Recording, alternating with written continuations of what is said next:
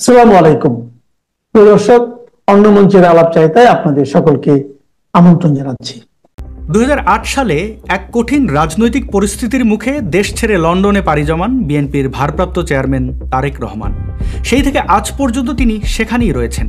মোট কত বছর হলো? 17 বছর। এই 17 বছরে তিনি একবারের জন্য দেশে ফেরেননি। আওয়ামী লীগের 16.5 বছরের শাসনামলে তিনি কেন ফিরলেন না তা কিন্তু আমরা কম বেশি সকলেই জানি।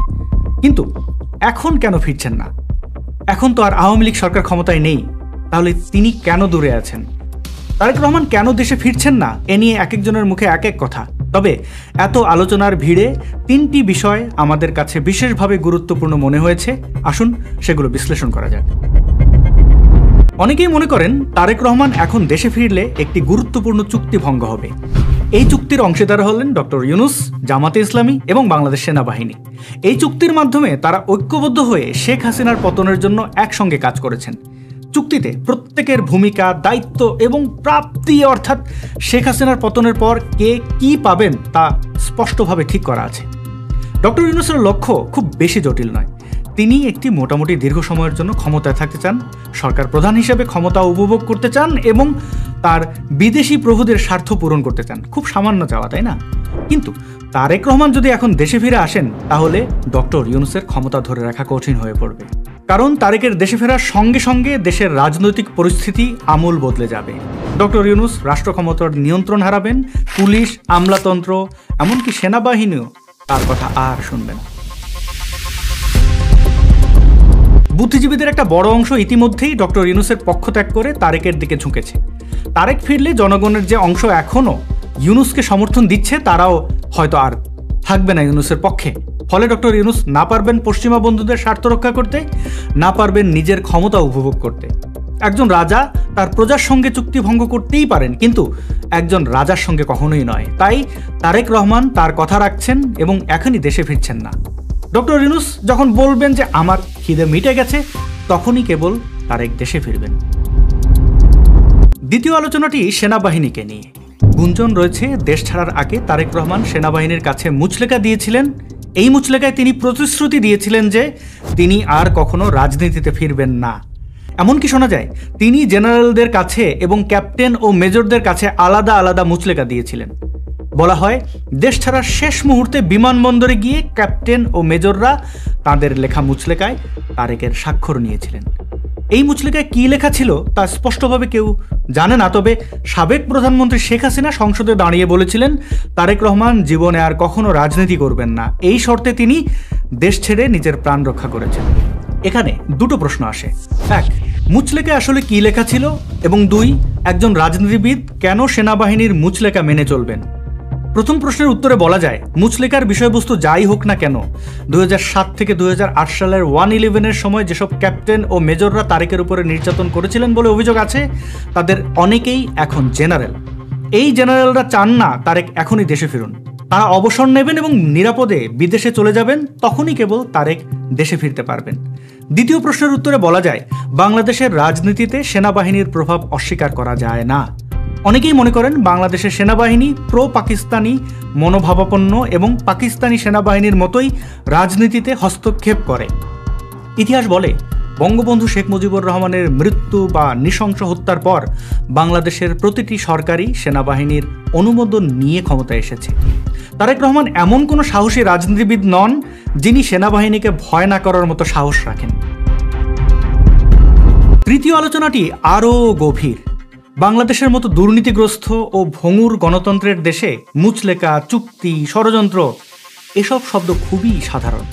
কিন্তু একটি প্রকৃত রাজনৈতিক পরিবেশ থাকলে এসব শব্দের অস্তিত্বই থাকতো না।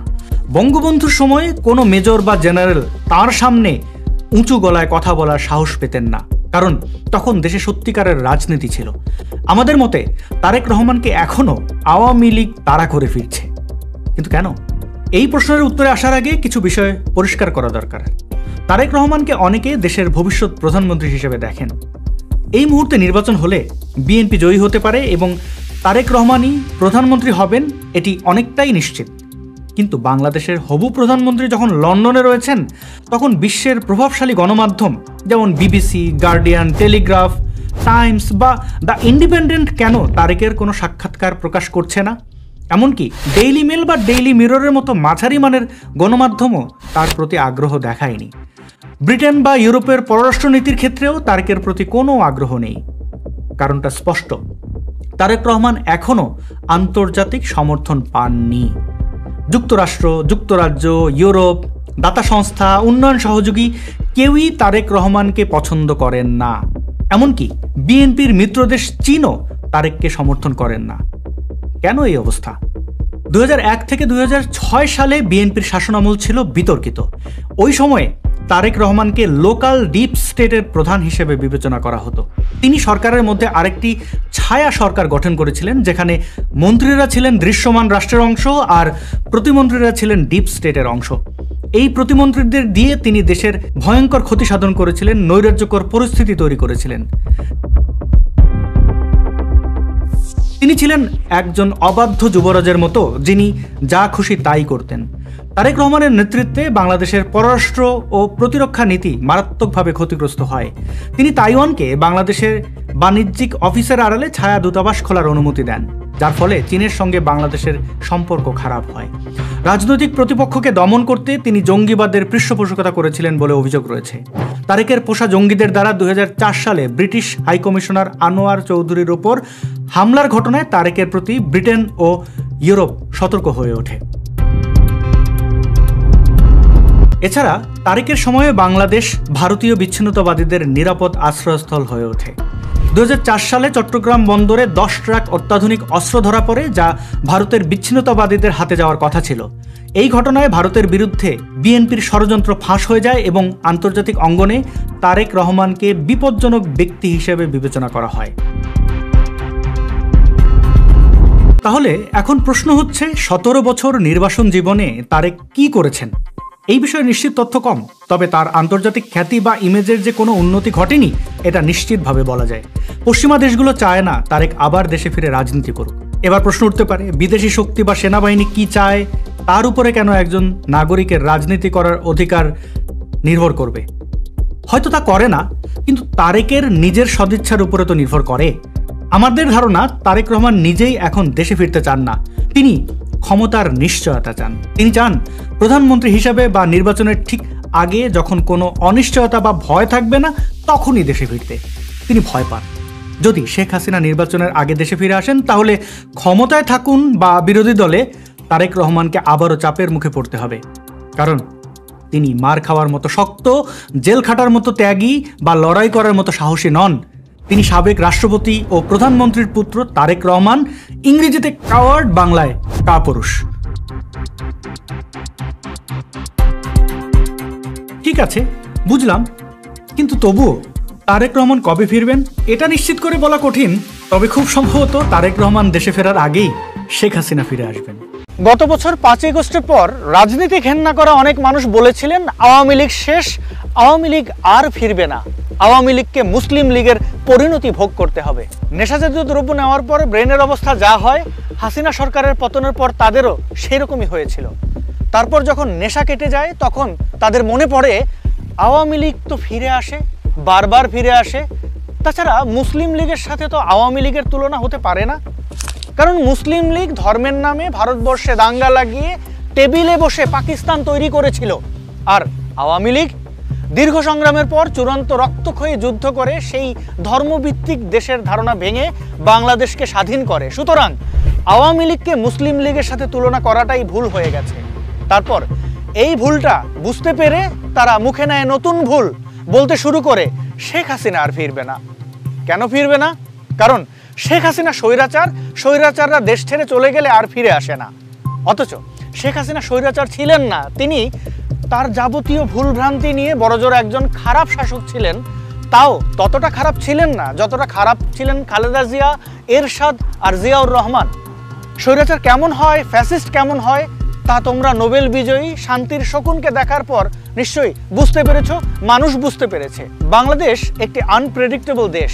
পৃথিবীর বাঘা বাঘা ইনস্টিটিউশনের প্রেডিকশন বাংলাদেশে এসে ফেল করে, আর তোমরা তো দেশি খুলিতে বিদেশি মগজ নিয়ে ঘোরা কিছু স্টুপিড অপদার্থ। কতজনই তো কত কথা বলেছিল বাংলাদেশ একটি তলাবিহীন ঝুড়ি, বলেছিল হিমালয়ের পলিতে জন্ম নেওয়া দেশটি হিমালয়ের বরফ গলা জলে ধুয়ে যাবে। তারপর তারাই আবার বলছে বাংলাদেশ একটি উদীয়মান সূর্য, বাংলাদেশ একটি বিকাশমান সম্ভাবনা। পৃথিবীতে কোন দেশের সাথে কি হয়েছে, কোন শাসকের সাথে কি হয়েছে, সেটা দিয়ে বাংলাদেশের এক শাসকের ভবিষ্যৎ ঠিক করে দিচ্ছ। মানে পৃথিবীর পাল্লায় বাংলাদেশকে তুলছো, অথচ পৃথিবীতে আর কোনো জাতি মাতৃভাষার জন্য জীবন দেয়নি, আর কোনো জাতি সশস্ত্র সংগ্রাম করে মাত্র 9 মাসে দেশ স্বাধীন করেনি, আর কোনো জাতি স্বাধীনতার জন্য 30 লক্ষ প্রাণ দেয়নি। তোমরা কিসের সাথে কি মেলাও হে আন্তর্জাতিক ধৈঞ্চা বাহিনী? হাসিনা ফিরবে, কারণ তোমরাই হাসিনাকে ফেরাবে। তোমরা যেহেতু মুক্তিযুদ্ধ, স্বাধীনতা, সার্বভৌমত্ব, জননিরাপত্তা, গরিব খেটে খাওয়া মেহনতি মানুষের জীবন যুদ্ধ, সেকুলার বাংলাদেশের দাবি, এর সব কিছুই হাসিনার হাতে তুলে দিয়েছ, আওয়ামী লীগের হাতে তুলে দিয়েছ। সেহেতু আওয়ামী লীগ ফিরবে, শেখ হাসিনা ফিরবে। শেখ হাসিনা ফিরবে কারণ এই দেশটা শেখ হাসিনার বাপদাদার, এই দেশ আমার বাপদাদার। দেশ যদি একটা ঘর হয়, সেই ঘরে তুমি হলে একটা শীদেল চোর। শীত কেটে ঢুকেছ, চুরির কাজ শেষ করে রাত পোহানোর আগেই তোমাকে পালিয়ে যেতে হবে। এই ঘরে তুমি থাকতে পারবে না, কারণ ঘরটি তোমার নয়, এই ঘর আমার, এই ঘর হাসিনার, এই ঘর মুক্তিযুদ্ধের উত্তরসূরিদের। বাংলাদেশ নামক এই ঘরে হাসিনা থাকবে, বাংলাদেশ নামক এই প্রদীপে মুক্তিকামী জনতা আলো জ্বালাবে, বাংলাদেশ নামক এই উন্মুক্ত আকাশে শান্তিকামী মানুষের স্বপ্ন উড়ে বেড়াবে। তুমি পশ্চিমের ঘেটু, চুরির কাজ শেষ করে পশ্চিমেই ফিরে যাবে, তোমার টিকিটই আর কেউ দেখতে পাবে না, এবং তুমি ফিরে আসবে না আর কোনো দিন। কিন্তু শেখ হাসিনা ফিরবে, কারণ হাসিনা ফিরে এসেছিল। হাসিনার পুরো পরিবারকে হত্যা করার পরও হাসিনা ফিরে এসেছিল। এখন আবার তোমরা তাকে হত্যা করতে চেয়েছিলে, কিন্তু পারোনি। হাসিনা বেঁচে আছে, এটাই সবচেয়ে বড় খবর। আমাদের জন্য এটাই সবচেয়ে বড় সুখবর, কিন্তু তোমাদের জন্য এর চেয়ে বড় দুঃসংবাদ আর কি হতে পারে? ভয় পাও হে আহাম্মুকের দল, ভয় পাও। জানি তোমরা ভয় পাচ্ছ। তোমরা যখন বলো হাসিনা আর ফিরবে না, কেন বলো তা কিন্তু আমরা জানি। হাসিনা আর ফিরবে না এটা এখন তোমাদের জিকিরে পরিণত হয়েছে, প্রার্থনার মন্ত্রে পরিণত হয়েছে।